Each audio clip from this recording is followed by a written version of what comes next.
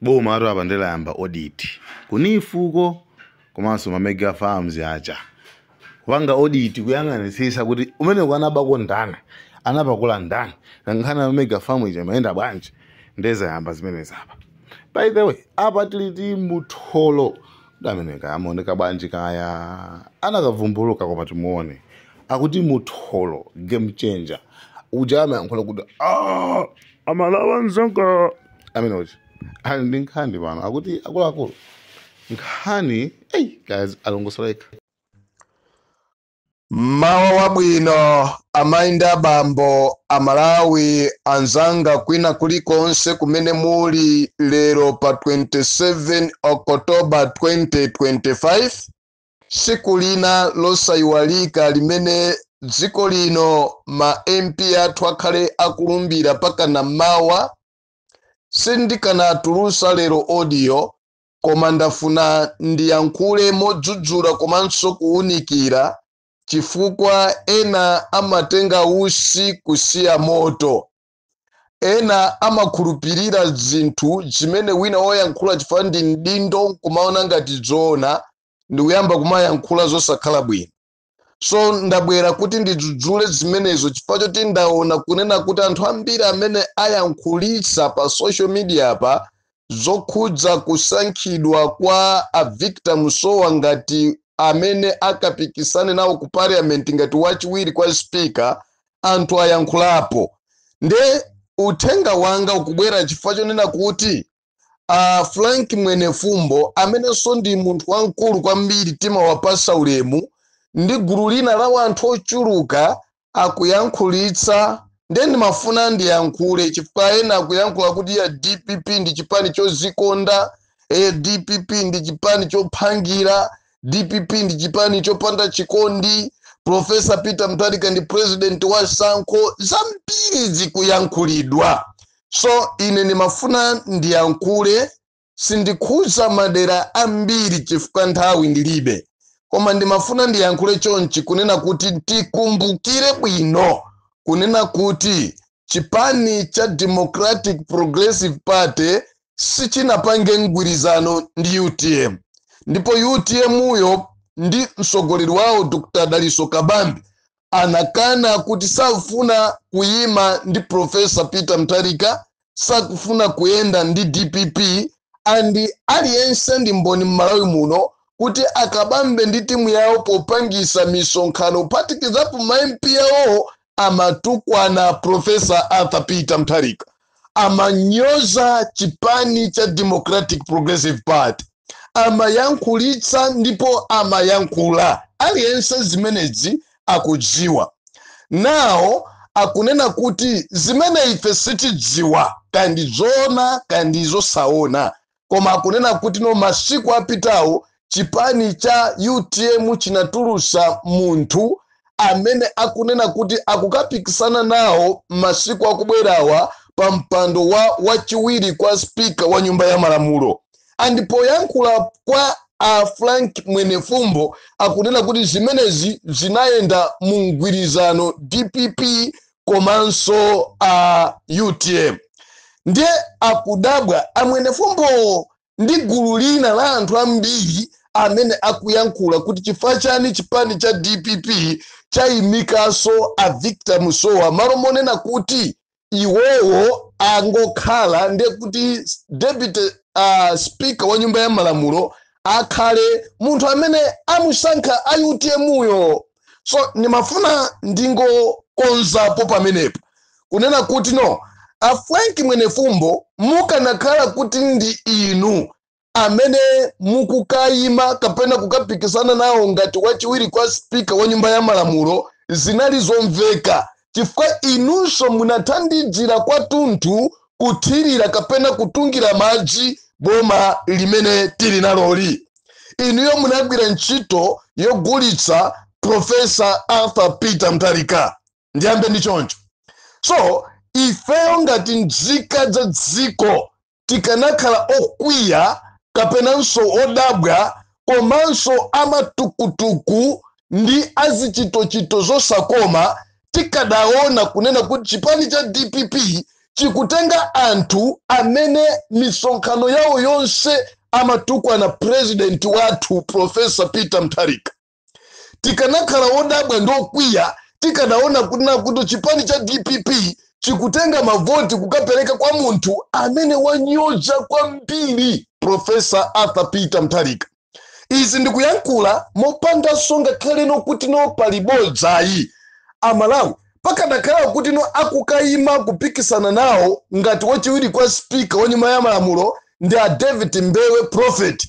Ife tikanavomereza ndi kuyamikira kuti chipani cha DPP chikulemekeza mgwirizano, chifukwa tinene zoona pano palibe munthu amene angatenge zinthu kukamaka zipereka m'manja mwa mfiti.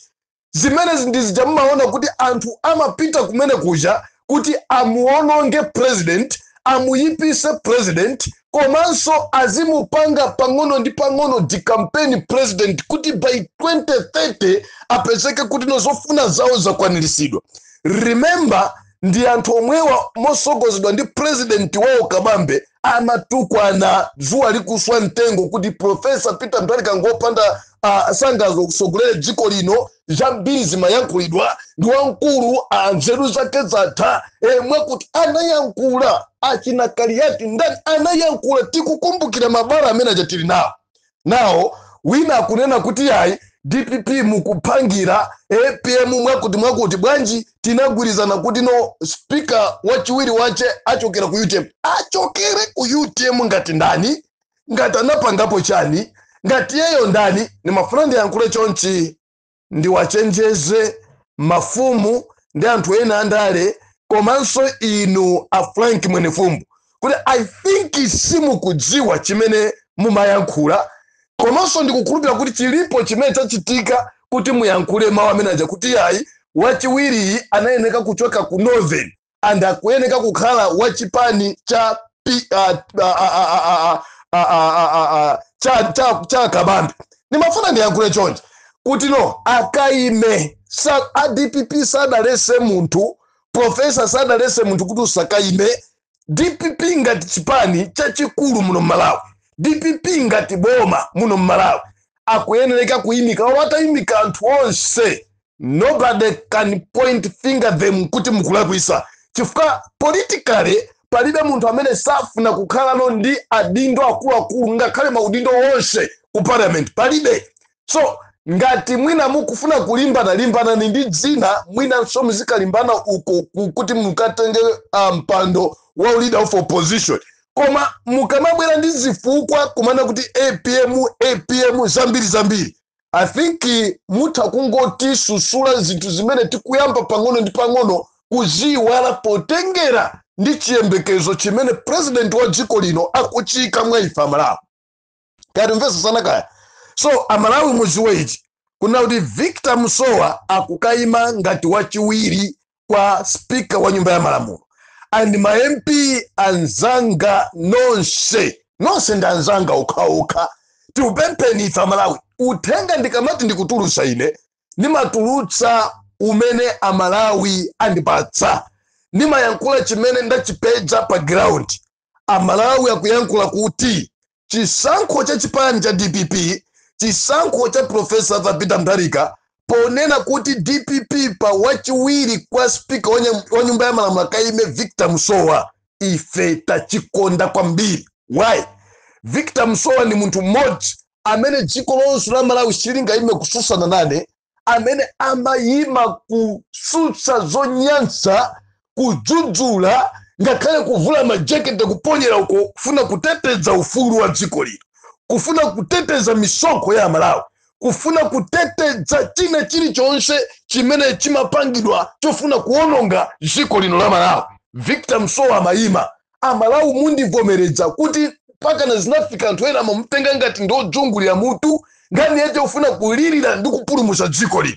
Andi ndi munthu amene amadziwa bwino kuyima ndi kuyankhula osati manyaka kapena zivuavuwa zina zimene zikuyankhulidwa panozi.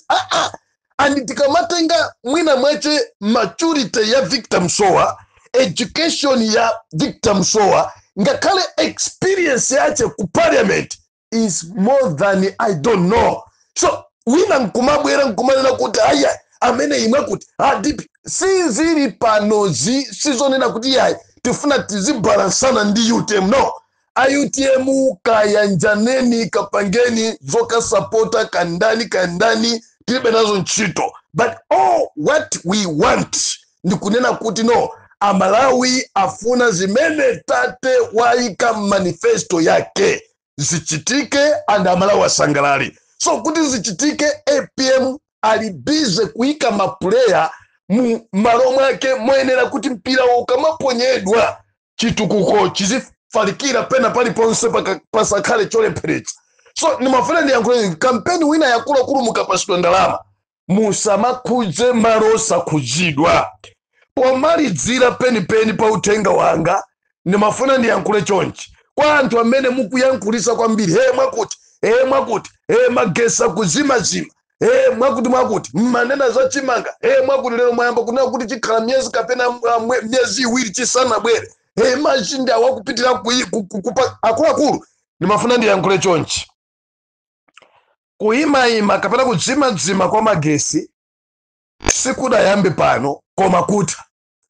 Andamalawi azindikira kuti magesi akudzimadzimawa si vuto la DPP kukonza zinthu ndi vuto lonena kuti mkulu wa Eskom muno Malawi ndi mulamu wawo wa Chakwera, mulongo wawo wa Mayi Monica Chakwera. And kudzimadzima kwa magesi iyeyo ngati wankulu wa Eskom, he knows, and iyeyo alipambali pa kudzimadzima kwa magesi ati ndi mapulani ofuti Amalawi akwiye ndi usogolero wa Peter Mutharika. And zimene za Malawi muzidziwe koma posachedwa pamumva kuti ku Eskom ayikako munthu wasopano asankhirako bodi yasopano.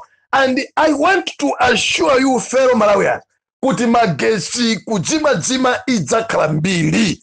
Komanso ndimafuna ndiwapange advice amene ali CEO wa Eskom kunena kuti simumakonda dziko lanu, because palibe chanzeru kumauza maengineer anu kuti azizimisa magesi ndicho linga chonena kuti DPP zikutukwanidwa mukungodzonongera ntchito, because by the end of the day DPP kuchosaniponi nonse amene muli katimu kamene kuti kukuziwani mutotholedwapo DPP kanthu ena odziwa bwino ntchito kunena kuti no atikonzere magesi athu Malawi munakhala bwino. Chimodzimodzi ku waterboard, we know very well kuti munthu amene aliko kawa mu office yache ro nyumba zache muli malitaka Amalawi Congress Party and kuyimayima kwa madzi pakena anthu kumatunga madzi usiku kutali akuti afunisisa kuti apange aipitse dzina la Professor Arthur Peter Mutharika. But let me warn you, mukulimbana ndi chirombo choti simungalimbane nacho chikupwetekana.